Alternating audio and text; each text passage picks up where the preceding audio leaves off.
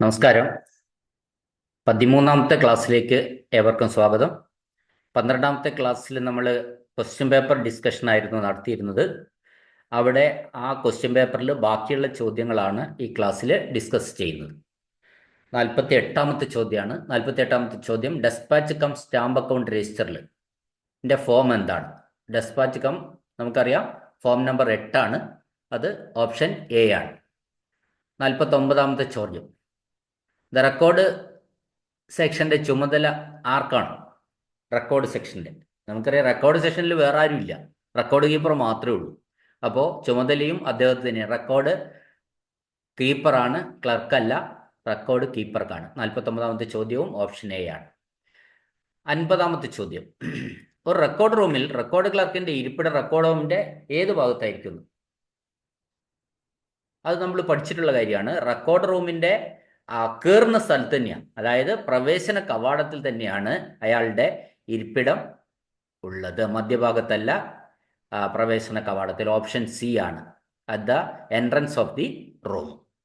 Okay, അടുത്ത ചോദ്യം, 51ാമത്തെ ചോദ്യം.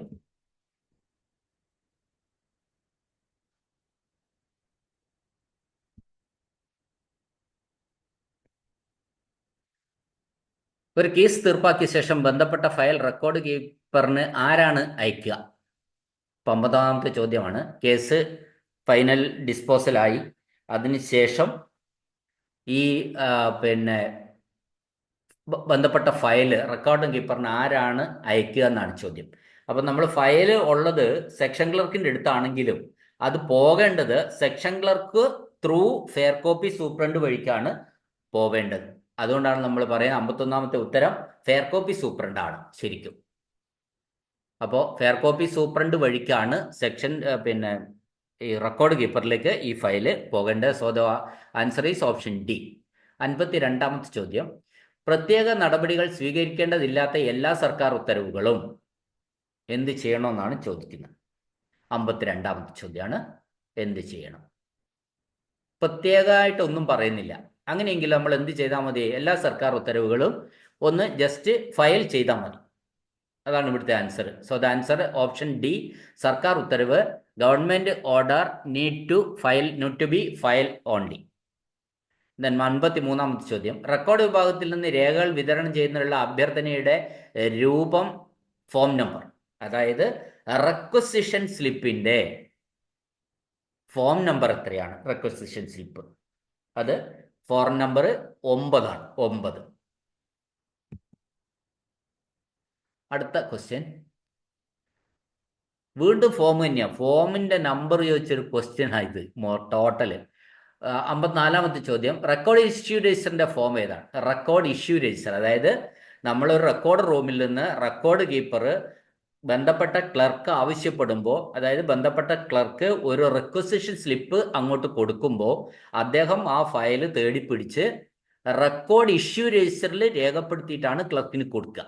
അപ്പോൾ ആ റെക്കോർഡ് ഇഷ്യൂ രജിസ്റ്ററിന്റെ ഫോം എത്രയാണെന്നാണ് ചോദ്യം. ക്വസ്റ്റ്യൻ നമ്പർ 54 ആ ഫോം 10 ആണ്. ഫോം നമ്പർ 10, ഓപ്ഷൻ എ ആണ്. അടുത്ത ക്വസ്റ്റ്യൻ 55ാമത്തെ ചോദ്യം, ഒരു റിക്വസിഷൻ സ്ലിപ്പിൽ ആവശ്യപ്പെടേണ്ട രേഖകളുടെ എണ്ണം എത്രയാണ്? ഇപ്പം നമുക്ക് റെക്കോർഡ് കീപ്പറോട് റിക്വസിഷൻ സ്ലിപ്പിലാണ് നമ്മൾ രേഖ ആവശ്യപ്പെടുന്നത്. അങ്ങനെ രേഖ ആവശ്യപ്പെടുമ്പോൾ ഒരു റിക്വസിഷൻ സ്ലിപ്പിൽ ഒരു രേഖയെ ആവശ്യപ്പെടാവും. അതിൻ്റെ ഒരു പ്രധാനപ്പെട്ട കാരണം എന്താണെന്ന് വെച്ചാൽ, ഈ റിക്വസിഷൻ സ്ലിപ്പ് ഈ രേഖ എടുക്കുന്ന സ്ഥലത്ത് അങ്ങോട്ട് കയറ്റി വെച്ചിട്ടാണ് നമുക്ക് രേഖ തരുന്നത്. രേഖ തിരിച്ചു കൊണ്ട് കൊടുക്കുമ്പോൾ ആ സ്ലിപ്പ് ഇരിക്കുന്ന ഭാഗത്തേക്ക് ഇത് വീണ്ടും നമ്മൾ കയറ്റി വെക്കുകയാണ് ചെയ്യുന്നത്. അതുകൊണ്ട് ഒരു റിക്വസിഷൻ സ്ലിപ്പിൽ ആവശ്യപ്പെടുന്ന രേഖയുടെ ഒറ്റ രേഖ മാത്രമേ ആവശ്യപ്പെടാവൂ. അതുകൊണ്ട് ആൻസർ, 55ാമത്തെ ആൻസർ 1 ആണ്. 1 എന്ന് പറഞ്ഞാൽ ഓപ്ഷൻ സി. 56ാമത്തെ ചോദ്യം, റെക്കോർഡ് റൂമിൽ നിന്ന് ഡാഷ് മാസങ്ങളിൽ കൂടുതൽ എടുത്തിട്ടുള്ള എല്ലാ രേഖകൾക്കും റെക്കോർഡ് കീപ്പർ ഓരോ വിഭാഗത്തിന്റെയും കുടിശ്ശിക പട്ടിക തയ്യാറാക്കുന്നു. നമുക്കറിയാം, റെക്കോർഡ് റൂമിൽ നിന്ന് ഒരു സെക്ഷൻ ക്ലർക്ക് റെക്കോർഡ് ഫയൽ എടുത്തിട്ടുണ്ടെങ്കിൽ അത് തിരിച്ചു കൊടുക്കേണ്ട ഉത്തരവാദിത്തമുണ്ട്. അത് എത്രയും പെട്ടെന്ന് തിരിച്ചു കൊടുക്കണമെന്നാണ് സാധാരണഗതിയിലുള്ള ഒരു ഡയറക്ഷൻ എന്ന് പറയുന്നത്. അപ്പോൾ അത് അവരുടെ ആവശ്യം കഴിഞ്ഞാൽ എടുത്ത് കൊണ്ടുവന്ന് ആവശ്യം കഴിഞ്ഞാൽ എത്രയും പെട്ടെന്ന് തിരിച്ചു കൊടുക്കണം. അങ്ങനെ തിരിച്ചു കൊടുത്തില്ല എങ്കിൽ ഈ അരിയർ ലിസ്റ്റ് തയ്യാറാക്കി ഹെഡ് ഓഫ് ഓഫീസിന് കൊടുക്കേണ്ടതുണ്ട്. ആ അരിയർ ലിസ്റ്റ് എത്ര കാലത്തിന് ശേഷം കയ്യിൽ വെച്ചിട്ടുള്ളവരുടെയാണ്. അത് 3 മാസമാണ്.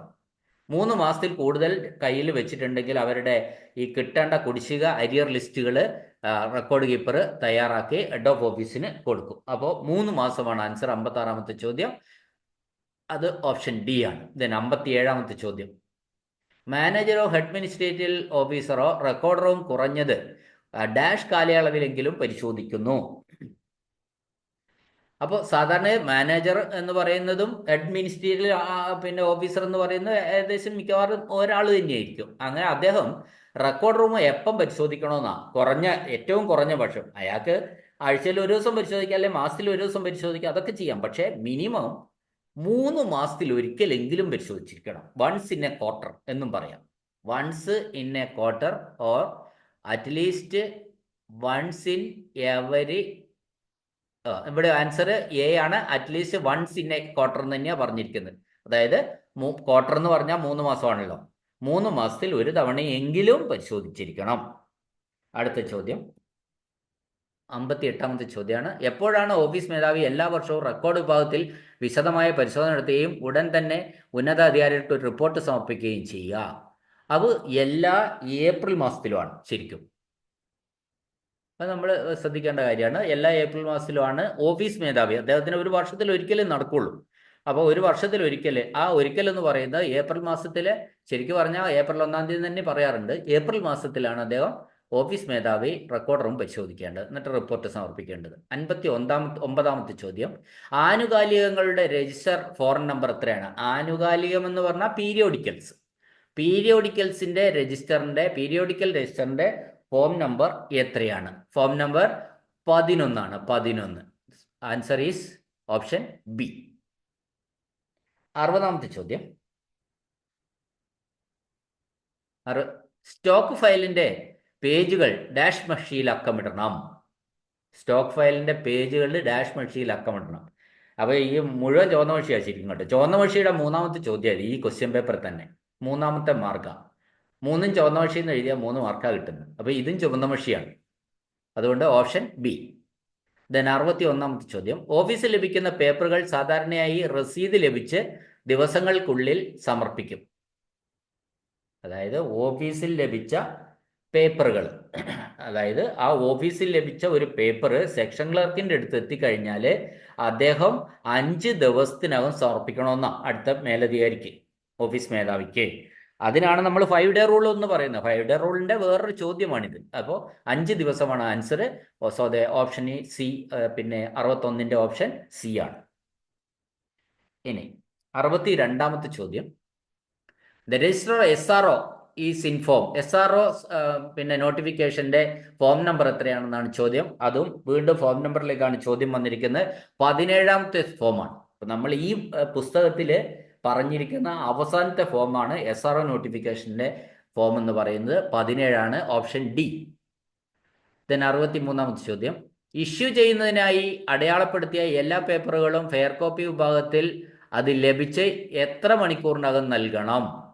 അതാണ് ഇഷ്യൂ ചെയ്യാൻ വേണ്ടി കൊടുത്ത ഫെയർ കോപ്പി സെഷനിൽ കൊടുത്തു കഴിഞ്ഞാൽ അത് എത്ര കാലത്തിനുള്ളിൽ അയക്കണമെന്നാണ് ചോദ്യം.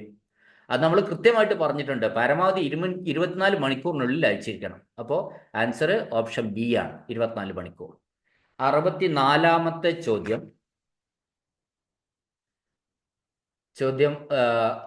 സ്ഥാപനത്തിലെ എല്ലാ അംഗങ്ങളും എല്ലാ ദിവസവും ഓഫീസിൽ ഹാജരാകണം. എത്ര മണിക്ക് ഹാജരാകണം? എല്ലാ അംഗങ്ങളും ഹാജരാവേണ്ടത് 10 മണിക്കാണ്. So answer A, 10 AM. ടിഫിങ്ങിന് അനുവദനീയമായ ഇടവേള, അതായത് ഉച്ചഭക്ഷണത്തിന് അനുവദനീയമായിട്ടുള്ള ഇടവേള എപ്പം മുതൽ എപ്പം വരെയാണ്? അത് 1:15 മുതൽ 2 മണി വരെയാണ്. 1:15 PM മുതൽ 2 PM വരെയാണ്. So the answer is option D. 66ാമത്തെ ചോദ്യമാണ്, the office attendance should at the office at. OAമാർ അല്ലെങ്കിൽ പ്യൂണുമാർ ഓഫീസ് എത്ര മണിക്ക് എത്തണം? 9:30ക്കാണ് എത്തേണ്ടത്. കറക്റ്റ് ആൻസർ ഓപ്ഷൻ ബി ആണ്. 67ാമത്തെ ചോദ്യം, അറ്റൻഡൻസ് രജിസ്റ്ററിന്റെ സൂക്ഷിപ്പുകാരൻ ആരാണ്? അപ്പോൾ ഓരോ സെക്ഷനിലും അറ്റൻഡൻസ് രജിസ്റ്റർ ഉണ്ടാവും. അപ്പോൾ നമ്മൾ പറയേണ്ടത് ഓരോ വിഭാഗത്തിൻ്റെയും സൂപ്രണ്ടുമാരാണ് ഈ അറ്റൻഡൻസ് രജിസ്റ്ററിന്റെ കസ്റ്റോഡിയൻ എന്ന് പറയുന്നത്. സോ 67ന്റെ ആൻസർ എന്ന് പറയുന്നത് ഓപ്ഷൻ സി ആണ്. 68, അനുമതിയില്ലാതെ ഓരോ ദിവസവും 1 മണിക്കൂർ വൈകുന്നത് ഒരു ദിവസത്തെ ക്യാഷ് ലീവ് നഷ്ടപ്പെടാൻ കാരണമാകുന്നുണ്ടോ? അപ്പൊ ഈ ക്യാഷ് ലീവിന്റെ ലേറ്റ് മാർക്ക് ചെയ്താൽ ക്യാഷ് ലീവിന്റെ കണക്ക് എങ്ങനെയാണ്? അപ്പോൾ ഒരു ക്യാഷ് ലീവ് നഷ്ടപ്പെടാൻ എന്താണ് കാരണം? ഏത് സാഹചര്യത്തിലാണ് ഒരു ക്യാഷ് ലീവ് നഷ്ടപ്പെടുക? നമുക്കറിയാം, ഒരാൾ 3 ലേറ്റ്, അതായത് ഒരു കലണ്ടർ വർഷത്തിൽ 3 തവണ ലേറ്റ് ആയാൽ ആ 3 തവണ ലേറ്റ് ആകുമ്പോഴും നമ്മൾ അറ്റൻഡൻസ് രജിസ്റ്ററിൽ ലേറ്റ് മാർക്ക് ചെയ്യും.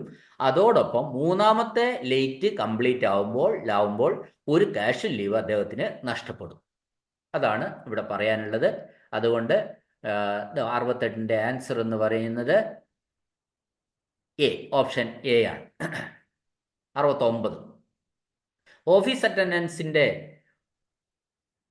ആരുടെ നിയന്ത്രണത്തിലായിരിക്കും ഓഫീസ് അറ്റൻഡന്റ്? അതായത് OAമാർ ആരുടെ നിയന്ത്രണത്തിലായിരിക്കും എന്നാണ് ചോദ്യം ഇവിടെ. ആരുടെ നിയന്ത്രണത്തിലായിരിക്കും? നമുക്കറിയാം, സെക്ഷൻ ഹെഡിന്റെ, അതായത് സെക്ഷൻ ഹെഡ് മിക്കവാറും സൂപ്രണ്ടായിരിക്കും.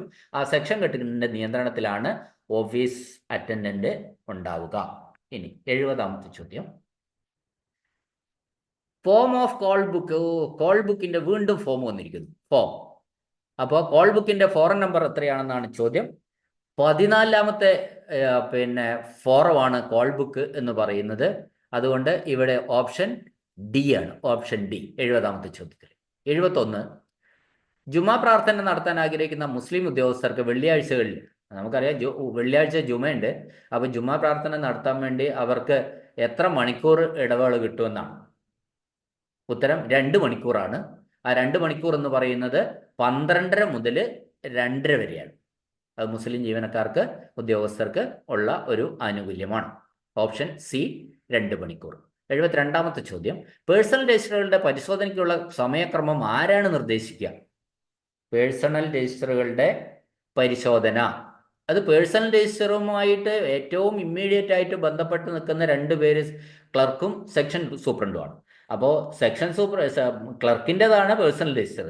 അത് പരിശോധിക്കേണ്ടത് സെക്ഷൻ സൂപ്രണ്ടാണ്. അപ്പോൾ അയാൾക്ക് തീരുമാനിക്കുക എപ്പോൾ പരിശോധിക്കണോ. ആർക്ക്? Section superintendent. സോ 72ാമത്തെ ആൻസർ സെക്ഷൻ സൂപ്രണ്ടാണ്, ഓപ്ഷൻ എ. 73ാമത്തെ ചോദ്യം, റെക്കോർഡ് ഫയലുകൾ നശിപ്പിക്കുന്നതുമായി ബന്ധപ്പെട്ട് ആരുടെ ഓർഡർ പ്രതിവർഷം എടുക്കണം? ഇപ്പൊ റെക്കോർഡ് ഫയലുകൾ നമ്മൾ നശിപ്പിക്കാം.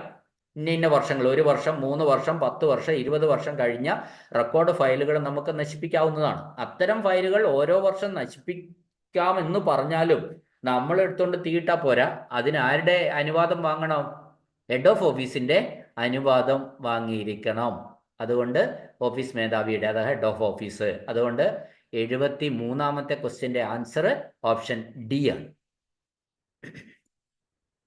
74ാമത്തെ ചോദ്യം, പ്രത്യേക നിർദ്ദേശങ്ങൾ ഒന്നുമില്ലാതെ എല്ലാ ന്യായമായ പകർപ്പുകളും ഡാഷ് സ്ഥലത്ത് ടൈപ്പ് ചെയ്യണം.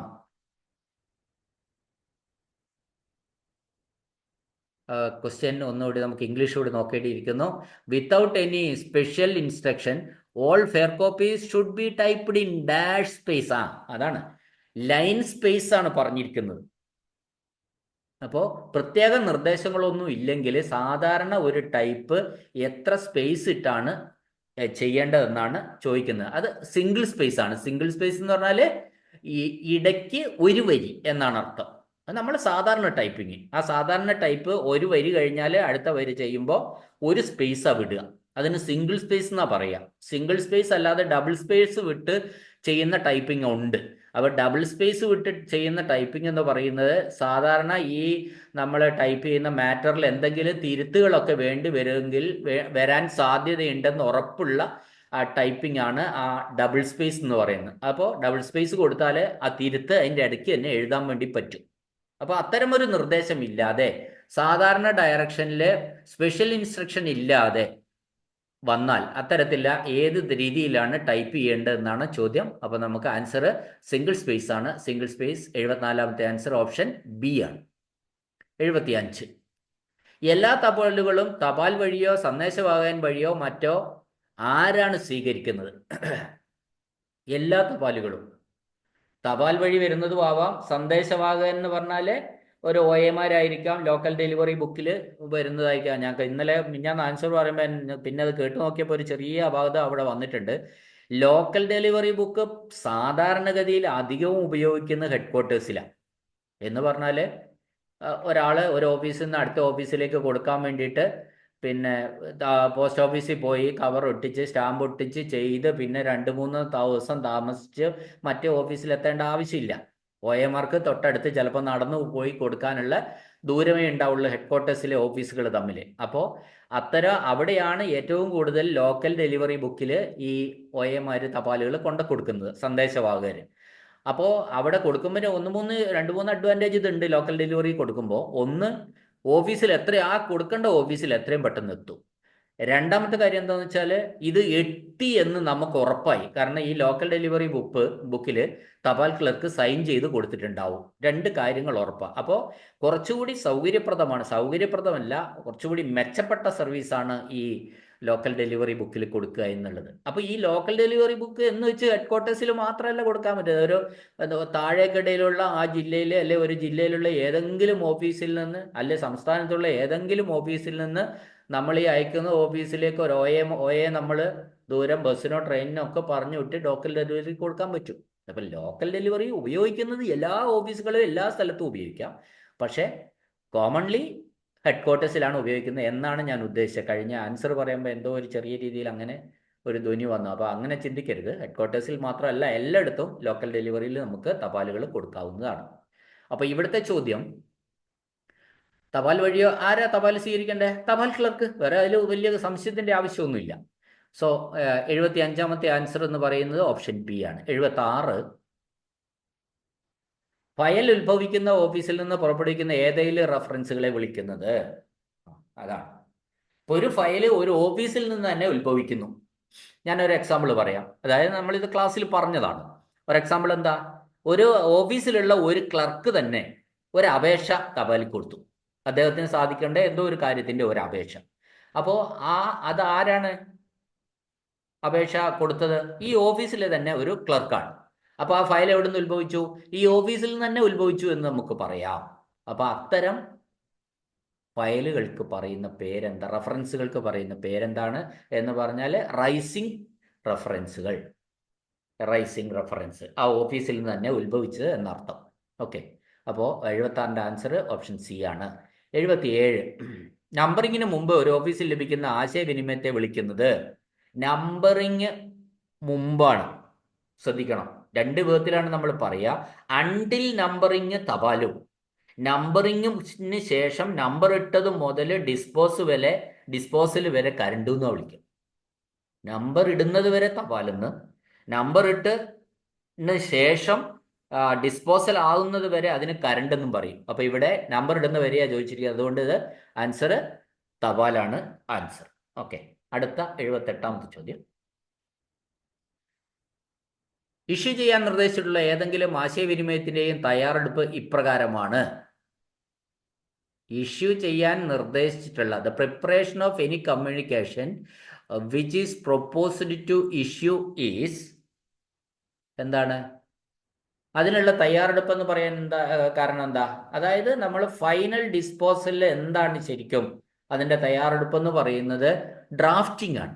ആദ്യം നമ്മൾ നോട്ട് എഴുതി, അത് ഓക്കെ ആയാൽ നമ്മൾ പിന്നെ എഴുതുന്ന ഡ്രാഫ്റ്റിംഗ് ആണ്. ഡ്രാഫ്റ്റാണ് ഇതിൻ്റെ ടൈപ്പിലേക്ക് പോകുന്നത് ശരിക്കും. അപ്പോൾ ഡ്രാഫ്റ്റിംഗ് ആണ്. ഇഷ്യൂ ചെയ്യുക എന്ന് പറഞ്ഞാൽ ഡെസ്പാച്ച് ചെയ്യുക എന്നുകൂടി അർത്ഥമുണ്ട്. അപ്പോൾ ഡെസ്പാച്ചിൻ്റെ ഏറ്റവും കറക്റ്റ് രൂപം ഇഷ്യൂ എന്നാണ്. അപ്പോൾ ഇഷ്യൂ ചെയ്യാൻ തയ്യാറാക്കിയിട്ടുള്ള സാധനം എന്താണ്? അത് ഡ്രാഫ്റ്റിംഗ് ആണ്.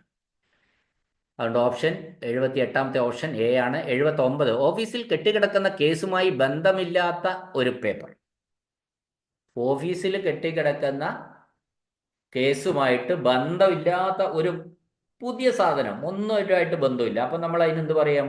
ഒരു ന്യൂ കേസ് എന്ന് പറയേണ്ടിയിരിക്കുന്നു. ഓപ്ഷൻ ബി, ന്യൂ കേസ് അഥവാ പുതിയ കേസ്. 80ാമത്തെ ചോദ്യം. ഒരു തപാലിൽ ഒരു കറന്റ് നമ്പർ നൽകി പേഴ്സണൽ രജിസ്റ്ററിൽ നൽകുമ്പോൾ അതിനെ വിളിക്കുന്നത്? ഒരു തപാല് കിട്ടി, അതിന് നമ്പർ ഇട്ടു, അത് സെക്ഷൻ ക്ലർക്കിൻ്റെ അടുത്തെത്തി, അദ്ദേഹമാണ് പേഴ്സണൽ രജിസ്റ്ററിൽ ചേർക്കുന്നത്. അങ്ങനെ പേഴ്സണൽ രജിസ്റ്ററിൽ ചേർത്ത് കഴിഞ്ഞാൽ അതിന് പറയുന്ന പേരെന്താ? Registry. That file is registered. ആ ഫയല് രജിസ്റ്റർ ചെയ്യപ്പെട്ടു. ഇനി ഒരു രക്ഷയില്ല, അത് അന്തിമ തീരുമാനം ആയേ പറ്റൂ. ആകുന്നത് വരെ അത് അങ്ങനെ തന്നെ, ആ നമ്പർ അങ്ങനെ തന്നെ നിൽക്കും. അതുകൊണ്ട് ഇവിടെ ആൻസർ രജിസ്ട്രിയാണ്, ഓപ്ഷൻ എ. 81ാമത്തെ ചോദ്യം. ഏതെങ്കിലും വ്യക്തിക്കോ അധികാരത്തിനോ വേണ്ടി ഉദ്ദേശിച്ചിട്ടുള്ള ആശയവിനിമയങ്ങൾ പകർത്തുകയും അയക്കുകയും ചെയ്യുന്ന പ്രക്രിയയെ സൂചിപ്പിക്കാൻ ഉപയോഗിക്കുന്ന പദം ഇതാണ്. ഏതെങ്കിലും വ്യക്തിക്കോ അധികാരത്തിനോ വേണ്ടി ഉദ്ദേശിച്ചിട്ടുള്ള ആശയവിനിമയങ്ങൾ ഡ്രാഫ്റ്റ് ചെയ്യുക, അയക്കുക. ആ പ്രക്രിയക്ക് ഇപ്പം നമ്മൾ പേര് പറഞ്ഞതാണ്. ആ പേരാണ് ഇഷ്യൂ. ഇഷ്യൂ എന്ന് പറയും. അഥവാ ഇവിടെ ഇഷ്യൂ എന്ന് പറയുന്ന വാക്ക് സി ആണ്, അതായത് പ്രശ്നം എന്നാണ്. മലയാളം നമുക്ക് അത്ര പരിചയമില്ല, അപ്പോൾ നമ്മൾ ഇംഗ്ലീഷിലേക്ക് പോയി ഇഷ്യൂ ആണ്. ഓക്കെ. 82ാമത്തെ ചോദ്യം. പേര് അഭിസംബോധന ചെയ്തതും രഹസ്യമെന്ന് അടയാളപ്പെടുത്തിയിട്ടുള്ള കവർ തുറക്കാൻ യോഗ്യതയുള്ള അധികാരി ആരാണ്? കോൺഫിഡൻഷ്യൽ എന്ന് മാർക്ക് ചെയ്തിട്ടുണ്ട്, പിന്നെ പേര് അഭിസംബോധന ചെയ്തിട്ടുമുണ്ട്. അപ്പോൾ ആര് തുറക്കണം? അയാൾ തന്നെ തുറക്കണം. ആരുടെ പേരാണോ ഈ അഭിസംബോധന ചെയ്ത് വന്നിരിക്കുന്നത് കവറിലെ, അയാൾ തന്നെ തുറക്കണം. അയാളിന് വിലാസക്കാരൻ എന്ന് നമുക്ക് പറയാം. ആൻസർ ഇംഗ്ലീഷിൽ addressee. So the option is D, addressee. 83ാമത്തെ ചോദ്യം. ഒരു സെക്ഷൻ ക്ലർക്ക് ഉടൻ തന്നെ രേഖപ്പെടുത്തുകയും രജിസ്റ്ററിൽ നൽകുകയും ചെയ്ത കറന്റ് ഇനമാണ്. വാചകത്തിൽ നമുക്കൊരു കുറവുണ്ട്. The current received by a section clerk. Okay.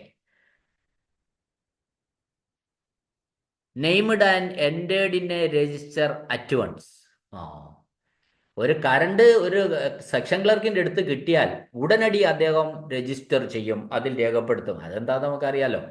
ഒരു പിന്നെ സെക്ഷൻ ക്ലർക്കിൻ്റെ അടുത്ത് കിട്ടിയാൽ അദ്ദേഹം രേഖപ്പെടുത്തുന്ന രജിസ്റ്ററിൻ്റെ പേരെന്താ? Personal register. അതാ ഇവിടെ ആൻസർ പേഴ്സണൽ രജിസ്റ്ററാണ്. 83-ൽ പേഴ്സൺ ഇൻവേർഡ് രജിസ്റ്റർ അല്ല, പേഴ്സണൽ രജിസ്റ്റർ ആണ്. ഓപ്ഷൻ ബി ആണ്. 84ാമത്തെ ചോദ്യം. അടയ്ക്കാത്ത കേസുമായി ബന്ധപ്പെട്ട ഏതെങ്കിലും പേപ്പർ ഉണ്ടെങ്കിൽ ക്ലാർക്ക് ഡാഷ് ഫയലിലേക്ക് പേപ്പർ ചേർക്കുന്നു.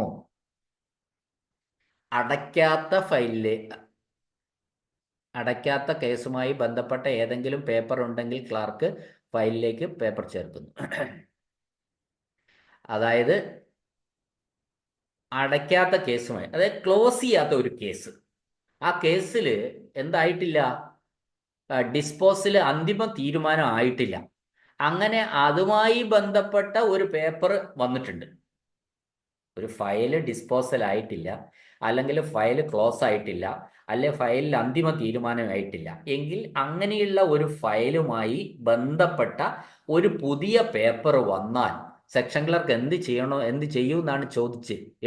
എവിടേക്ക് ഇത് ചേർക്കും? അപ്പോൾ അത് അദ്ദേഹം ആ ക്ലോസ് ചെയ്യാത്ത ഫയലിൽ തന്നെ ചേർക്കും. അതായത് നിലവിലെ ഫയൽ, ആ ക്ലോസ് ചെയ്യാത്ത ഫയലിനാണ് നമ്മൾ എന്ത് പറയുന്നത്? കറണ്ട് ഫയൽ എന്ന് പറയുന്നത്. So the answer is current file. 84ാമത്തെ ഉത്തരം. 85. പ്രധാനപ്പെട്ടതും ബുദ്ധിമുട്ടുള്ളതുമായ കേസുകളിൽ ക്ലാർക്കുകൾ ആരുടെയൊക്കെ വാക്കാലുള്ള ഉത്തരവുകൾ സ്വീകരിക്കുന്നു? ഇപ്പോൾ ചില പ്രധാനപ്പെട്ട ഫയൽ ഉണ്ടാവും, അത് നോട്ട് എഴുതാൻ ബുദ്ധിമുട്ടുണ്ടാവും. അത്തരം സാഹചര്യങ്ങളിൽ പിന്നെ ക്ലർക്ക് വാക്കാലുള്ള നിർദ്ദേശങ്ങൾ സ്വീകരിക്കണമെന്നാണ് MOP പറയുന്നത്. അത് സൂപ്രണ്ടിൻ്റെയാണ് വേണ്ടത്. സൂപ്രണ്ടിൻ്റെ വാക്കാലുള്ള നിർദ്ദേശങ്ങൾ സ്വീകരിക്കണം. അതായത് സെക്ഷൻ ക്ലർക്കിൻ്റെ ഇമ്മീഡിയറ്റ് സുപ്പീരിയർ ഓഫീസർ ആയിട്ടുള്ള സൂപ്രണ്ടിൻ്റെ. So here the option is option D, superintendent. Then 86ാമത്തെ ചോദ്യം. ഉന്നതാധികാരികൾക്ക് വിതരണം ചെയ്യാൻ ഉദ്ദേശിച്ചുള്ള ഫെയർ കോപ്പികളിൽ ഒപ്പുവെച്ചിരിക്കുന്നത് ആരാണ്? ഒരു സംശയവുമില്ല, ഉന്നതാധികാരികൾക്ക് റിപ്പോർട്ട് ചെയ്യേണ്ട പിന്നെ ഫെയർ കോപ്പിയിൽ ഒപ്പുവെക്കേണ്ടത് ഓഫീസ് മേധാവി തന്നെയാണ്, ഹെഡ് ഓഫ് ഓഫീസ് തന്നെയാണ് ഒപ്പുവെക്കേണ്ടത്. അതുകൊണ്ട് ഉത്തരം ഓപ്ഷൻ സി. 86-ലെ ഉത്തരം ഓപ്ഷൻ സി ആണ്. 87ാമത്തെ ചോദ്യം. തീർപ്പാക്കിയ ഫയലുകൾ ഡാഷ് മുറിയിൽ സൂക്ഷിക്കുന്നു. അത് നമ്മൾ നിരവധി തവണ പറഞ്ഞ തീർപ്പാക്കിയ ഫയൽ, ഡിസ്പോസലായ ഫയൽ സൂക്ഷിക്കേണ്ട എവിടെയാ? റെക്കോർഡ് റൂമിലാണ്. അപ്പോൾ 87ാമത്തെ ഉത്തരം റെക്കോർഡ് റൂമാണ്. റെക്കോർഡ് റൂം ഇവിടെ ഓപ്ഷൻ ഡി ആണ്. 88. മറുപടി നൽകേണ്ട എല്ലാ റഫറൻസുകളും ഇപ്രകാരമാണ്. All references to which replies are due are kept in.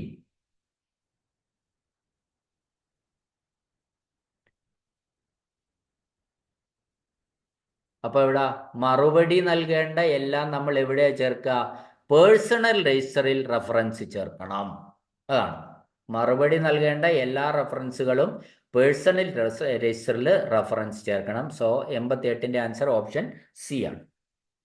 89ാമത്തെ ചോദ്യം, ഒരു ടെലിഗ്രാമിനെ എങ്ങനെ കണക്കാക്കും? ഇങ്ങനെ കണക്കാക്കുന്നു. നമ്മളൊരു ടെലഗ്രാം വിട്ടു, അപ്പോൾ നമുക്കതിന് ടെലഗ്രാം ചെയ്യുക എന്ന് പറഞ്ഞാൽ ആ ടെലഗ്രാം ഇപ്പൊ ടെലഗ്രാം ഇല്ല ശരിക്കും, എന്നാൽ ആ ചോദ്യം അതിൽ പ്രസക്തമാണ്.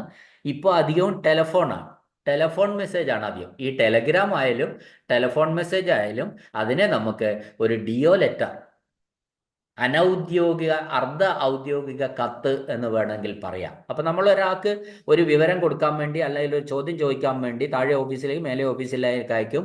ഫോൺ വഴി അറിയിച്ചു. ഫോൺ വഴി അറിയിച്ചു കഴിഞ്ഞാൽ അത് നമ്മൾ നോട്ട് ഫയലിൽ രേഖപ്പെടുത്തണമെന്നാണ്.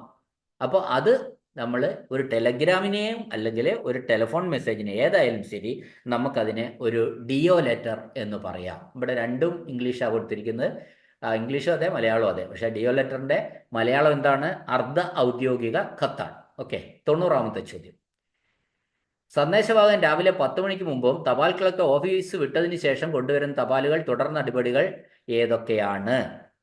അതാണ്. തപാൽ ക്ലർക്ക് പോയതിന് ശേഷം തപാൽ ക്ലർക്കിന്റെ അടുത്ത് നമുക്ക് വരുന്നതിന് മുമ്പ് നമുക്ക് തപാൽ ക്ലർക്കിന്റെ അടുത്ത് കൊടുക്കാൻ പറ്റില്ല. അപ്പൊ തപാൽ ക്ലർക്ക് പോയതിന് ശേഷവും തപാൽ ക്ലർക്കിന്റെ അടുത്ത് നമുക്ക് കവർ കൊടുക്കാൻ പറ്റില്ല. അത്തരം ഒരു സാഹചര്യത്തിൽ ഓഫീസിൽ ഒരു ഒയെ വന്നു ഒരു കവറുമായി വന്നാൽ എന്ത് ചെയ്യാം? പെട്ടിയിൽ നിക്ഷേപിച്ചിട്ട് പോകും. അവിടെ ഒരു തപാൽ പെട്ടി ഉണ്ടാവും. അത് പോസ്റ്റ് ഓഫീസിലെ തപാൽ പെട്ടിയല്ല, ഈ തപാലുകൾ ഓഫീസിലെ തപാലുകൾ ഇടേണ്ട ഒരു തപാൽ പെട്ടി ഉണ്ടാവും. അത് ആ പെട്ടിയിൽ ഇവിടെ ആൻസർ ഞാൻ നോക്കാതെ പോയെ, ഓപ്ഷൻ ഡി ആണ്. ഇതിനായി സൂക്ഷിച്ചിരിക്കുന്ന ഒരു പെട്ടിയിൽ തപാല് ഇടുക. 91ാമത്തെ ചോദ്യം, വിതരണ രജിസ്റ്ററിന്റെ ഫോം. വിതരണ രജിസ്റ്റർ എന്ന് പറഞ്ഞാല് ഡിസ്ട്രിബ്യൂഷൻ രജിസ്റ്ററിന്റെ ഫോം എത്രയാണ്? 91ാമത്തെ ചോദ്യമാണ്. അതാണ് നമ്മുടെ ഫസ്റ്റ് ഫോം അല്ലേ? വിതരണ ഡിസ്ട്രിബ്യൂഷൻ രജിസ്റ്റർ ആണ് നമ്മുടെ first register. So the form number 1. Answer 91ന്റെ ആൻസർ ഓപ്ഷൻ എ ആണ്. ഇനി 92ാമത്തെ ചോദ്യം, ചെറിയ ഓഫീസുകളിൽ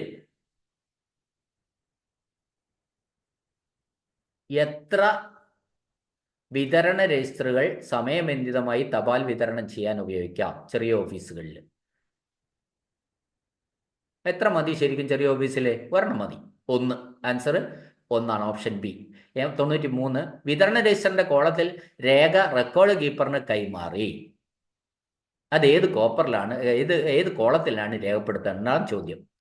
paper handed over to record keeper under the acknowledgement in column of the distribution register. അതാണ് കോളം, 5ാമത്തെ കോളത്തിലാണ് രേഖപ്പെടുത്തേണ്ടത്. ഇനി എൻക്ലോഷറുകളായി ലഭിക്കുന്ന പണം, ചെക്കുകൾ എന്നിവ ക്യാഷ് രജിസ്റ്റർ. എൻക്ലോഷർ അതായത് ഒരു ഫയലിനോടൊപ്പം ലഭിക്കുന്ന, അതിനോട് അറ്റാച്ച് ചെയ്ത് ലഭിക്കുന്ന പണം, ചെക്ക്, ഇതൊക്കെ എവിടെയാണ്? അത് നമ്മൾ പഠിച്ചതാണ്, അതൊന്നും സംശയമില്ല. സെക്യൂരിറ്റി രജിസ്റ്ററിലാണ്. Option D. 94ന്റെ ഓപ്ഷൻ ഡി സെക്യൂരിറ്റി രജിസ്റ്റർ. 95, ഹർജികളിൽ ഒട്ടിച്ചിരിക്കുന്ന സ്റ്റാമ്പുകൾ ഇവയായിരിക്കണം. അതിൽ നിന്ന് വേർപെടുത്തി കണക്കിലെടുക്കുക, അതിനെ അപകീർത്തിപ്പെടുത്തുക, അത് റൈറ്റ്. അതാണ് ആൻസർ. ഡീഫേസ്ഡ് എന്ന വാക്കാണ് അതിന് ഉപയോഗിക്കുന്നത്. അതായത് ക്ലർക്ക് അതിനെ അപകീർത്തിപ്പെടുത്തണം, അതിന് പിന്നീട് ഉപയോഗിക്കാൻ കഴിയാത്ത രീതിയിലാക്കിയിരിക്കണം. അതാണ് ഡീഫേസ്ഡ് എന്ന് പറയുന്നത്. സോ 95ന്റെ ആ ആൻസർ ഓപ്ഷൻ ബി ആണ്. Stamp suffixed on petitions should be. അതായത് പെറ്റീഷനിൽ, പരാതികളിൽ ഒട്ടിച്ചിരിക്കുന്ന സ്റ്റാമ്പ് എന്ത് ചെയ്യണം? ഡീഫേസ് ചെയ്യണം, അല്ലെങ്കിൽ അതിനെ അപകീർത്തിപ്പെടുത്തണം. സോ 96, പേഴ്സണൽ രജിസ്റ്ററിന്റെ രൂപം ഇതാണ്. പേഴ്സണൽ രജിസ്റ്റർ എത്രാമത്തെ ഫോമാണ്? ഫോം 3 ആണ്. പേഴ്സണൽ രജിസ്റ്ററിന്റെ ഫോം വീണ്ടും ചോദിച്ചിരിക്കുന്നു, ഫോമാണ് ചോദ്യം. 97ാമത്തെ ചോദ്യം, പേഴ്സണൽ രജിസ്റ്ററിന്റെ ഓരോ വാല്യത്തിലും സെക്ഷൻ ക്ലാർക്കിന്റെ പേരിന് മുകളിൽ പേരെഴുതിയിരിക്കുന്ന ഫ്ലൈയിങ് ലീഫിൽ, അതായത് നമ്മളൊരു പേഴ്സണൽ രജിസ്റ്റർ ഉണ്ടെങ്കിൽ അതിന്റെ ഫസ്റ്റ് പേജിൽ അതിന് നമുക്ക് ഫ്ലൈയിങ് ലീഫ് എന്ന് പറയാം. പേഴ്സണൽ രജിസ്റ്ററിന്റെ പുറംചട്ടയല്ല, പേഴ്സണൽ രജിസ്റ്ററിന്റെ 1ാമത്തെ പേജിനെ നമുക്ക് ഫ്ലൈ ലീഫ് എന്ന് പറയാം. ആ ഫ്ലൈ ലീഫിൽ ആരുടെയൊക്കെ പേര് എഴുതിയിരിക്കണം? സെക്ഷൻ ക്ലർക്കിന്റെ എഴുതിയിരിക്കണം, സൂപ്രണ്ടിന്റെ എഴുതിയിരിക്കണം. അതായത് സൂപ്രണ്ടിന്റെ പേരാണ് എഴുതിയിരിക്കുന്നത്. ദ ആൻസർ 98ാമത്തെ ആൻസർ, സോറി 97ാമത്തെ ആൻസർ സൂപ്രണ്ടാണ്. സൂപ്രണ്ടാണ് ഇവിടെ ഓപ്ഷൻ ബി. 98ാമത്തെ ചോദ്യം,